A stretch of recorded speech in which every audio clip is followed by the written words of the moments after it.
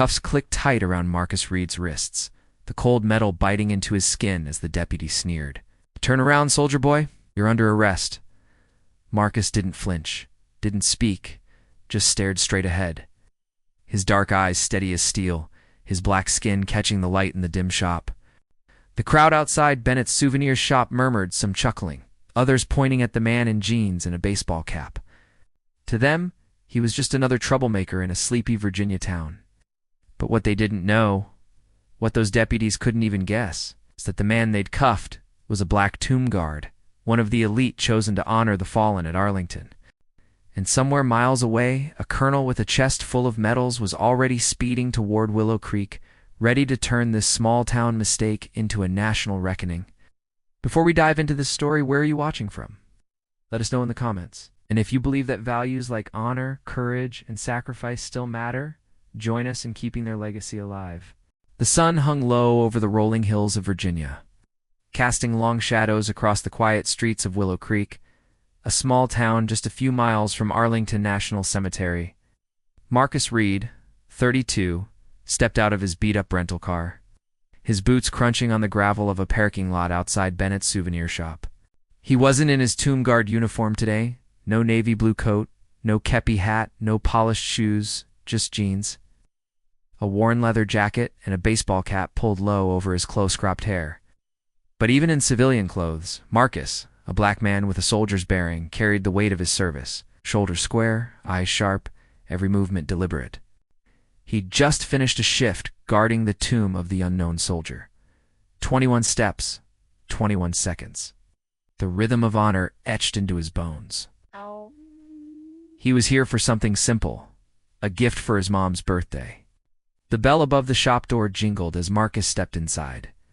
The air smelled of stale coffee and cheap plastic. Racks of postcards, miniature American flags, and knockoff military medals lined the walls. Behind the counter stood Frank Bennett, 45, a wiry man with a permanent scowl and a graying buzzcut. His eyes flicked up from a newspaper, sizing Marcus up like he was trouble waiting to happen. "Can I help you?" Frank's voice was gruff, already laced with suspicion. Marcus offered a polite nod. "Just looking for a gift. Maybe a necklace, or something nice for my mom." Frank snorted, folding his arms. "You don't look like the gift-buying type. What's your deal? You one of those wannabe soldier boys who comes in here pretending to be something you ain't t?" Marcus's jaw tightened, but his voice stayed steady. "I'm just here to shop, sir." Frank leaned forward, his eyes narrowing. "Right. I know you're kind. Always strutting around, acting like you own the place. You military?" Marcus hesitated. He didn't like flaunting his service, especially not to someone like Frank, who seemed to have a chip on his shoulder the size of a tank. Serve, huh?" Frank smirked, tossing his newspaper aside. "Bet you're one of those desk jockeys who never saw a real fight. Let me guess. National Guard weekend warrior." Marcus's hand twitched at his side, but he kept his cool. He'd faced worse than a bitter shop owner, Taliban ambushes, IEDs, the screams of his squad mates in the dark. He wasn't about to let this guy get under his skin. "I'm a tomb guard, Arlington." Frank laughed, a sharp, ugly sound. "A tomb guard? Don't make me laugh. Those guys are the real deal. You look like you're just playing dress up." The door jingled again, and Lena Harper, 28, stepped inside. A local reporter with a knack for sniffing out stories. She had sharp brown eyes and a phone always ready to record. She caught the tail end of Frank's jab and raised an eyebrow, lingering near a rack of keychains, pretending to browse. Marcus reached into his back pocket, pulling out his military ID. "Here's my identification. I'm just here to buy something, okay?" Frank snatched the ID, barely glancing at it before tossing it onto the counter like it was trash. "This looks fake. You think you can fool me with some photocopied nonsense? I've seen enough of you people coming through here causing trouble." Marcus's voice stayed low, but there was steel in it now. "It's a federal ID, sir. You might want to take another look." Lena's fingers hovered over her phone. She had hit record, keeping the device low. Something told her this wasn't just a petty argument. Frank leaned over the counter, his face red. "Don't tell me what to do in my own store. You're acting suspicious, and I don't like it. I'm calling the cops." Marcus's eyes narrowed. "There's no need for that. Not causing any trouble." Too late. Frank grabbed the phone on the counter and dialed, his voice dropping to a conspiratorial whisper. Yes. Sheriff's office? Got a guy in here acting real sketchy? Looks like he's up to no good. You better send someone quick. Lena's heart sank. She'd seen this before, small-town folks jumping to conclusions, especially when someone didn't fit their idea of normal. Like a black man in a place like Willow Creek, Marcus didn't move, his hands visible, his posture calm but alert, like he'd been trained for moments like this. Minutes later, tires crunched outside, and red and blue lights flashed through the shop's grimy windows. 2 deputies burst in.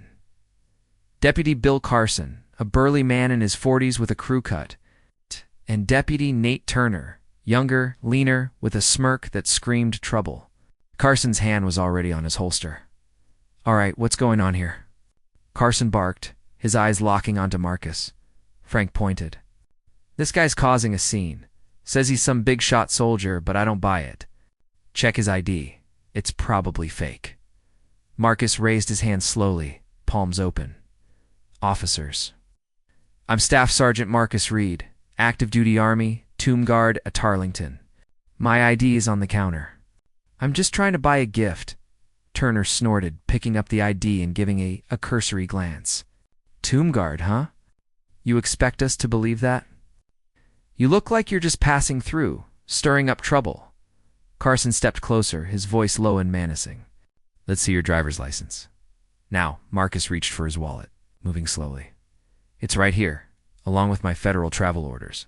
I'm on official business, heading back to Arlington after this. Carson barely looked at the papers before tossing them back onto the counter. These don't mean nothing. You could be printed these off the internet for all we know. Lena's jaw dropped. She stepped forward, her phone still recording. Excuse me, officers. I'm a reporter with the Willow Creek Gazette. That ID looks legitimate to me.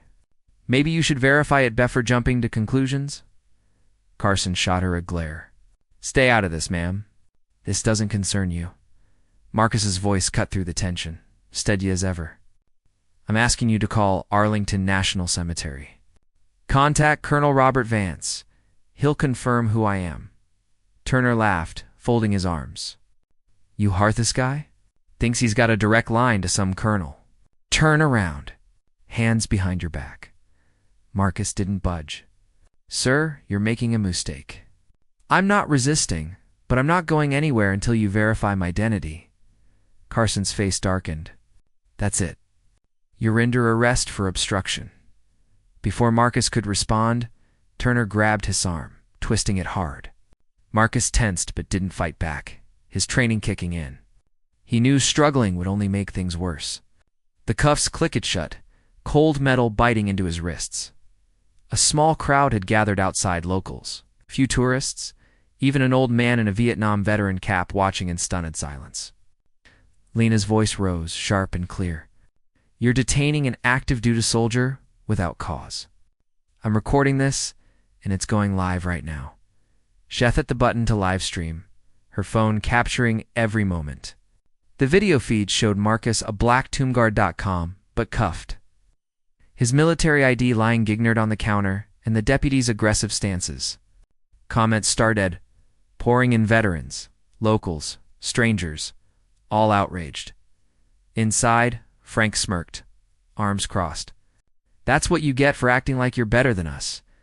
Marcus's eyes met Frank's, unflinching.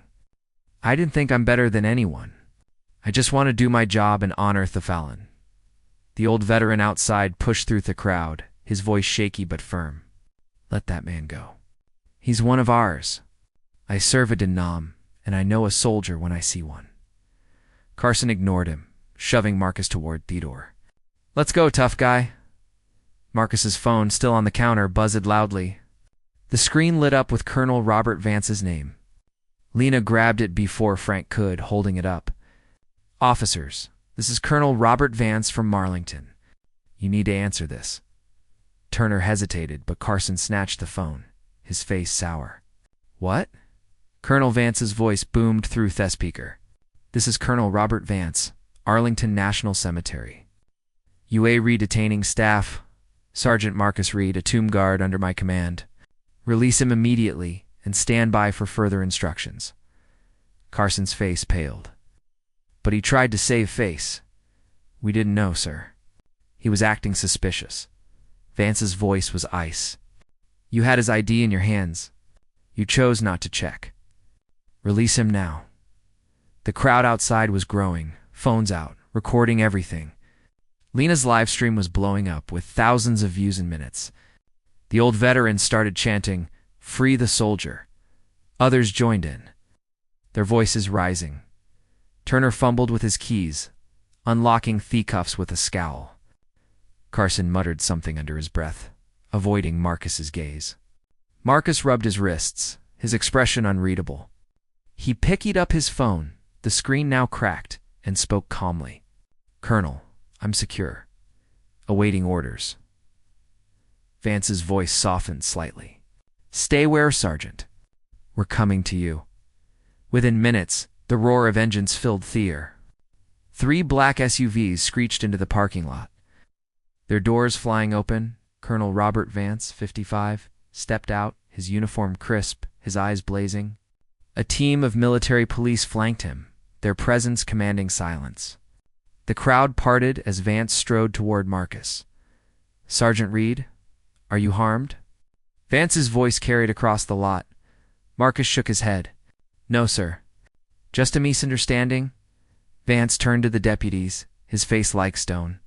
"You are ordered to stand down. This incident is now under federal investigation. Any further actions will be considered obstruction of justice," Carson stammered. "We didn't know he was," Vance cut him off. "You had his credentials. You chose to ignore them. That choice has consequences." Frank, still standing by the door, shifted discomfortably. "I was just protecting my store, okay?" This guy looked. Vance's gaze silenced him. "You saw a black man in civilian clothes and made assumptions. Those assumptions have cost you more than you realize." The MPs formed a protective circle around Marcus, escorting him to one of the SUVs. Lena followed, still recording, her voice steady as she narrated. "This is Staff Sergeant Marcus Reed, a black tomb guard wrongfully detained in Willow Creek, Virginia. The truth is coming out." As the SUVs pulled away, Marcus glanced back. Ath's shop. Frank was retreating inside, his bravado gone. The crowd was silent. No, some faces ashamed, others angry. The old veteran saluted Marcus, his hand trembling but proud. Inside the SUV, Marcus sat quietly, staring out at the passing fields.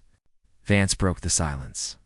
"This goes higher, Sergeant. Internal Review, Civil Liberties Unit, the works. This town's about to learn what accountability looks like." Marcus nodded, his voice low. "They should vic now better, sir." Vance's jaw tightened. "They're about to." By the next morning, Lena's video had gone viral. News channels ran it on loop, showing Marcus's calm dignity against the deputies' aggression. Veterans groups flooded social media with support, calling it a disgrace.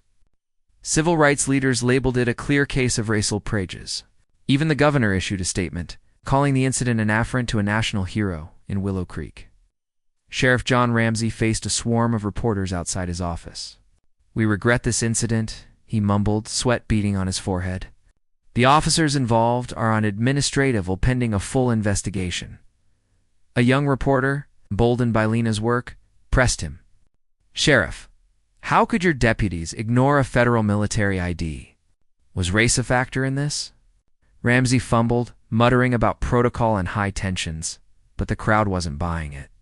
The department was cornered, their excuses falling flat.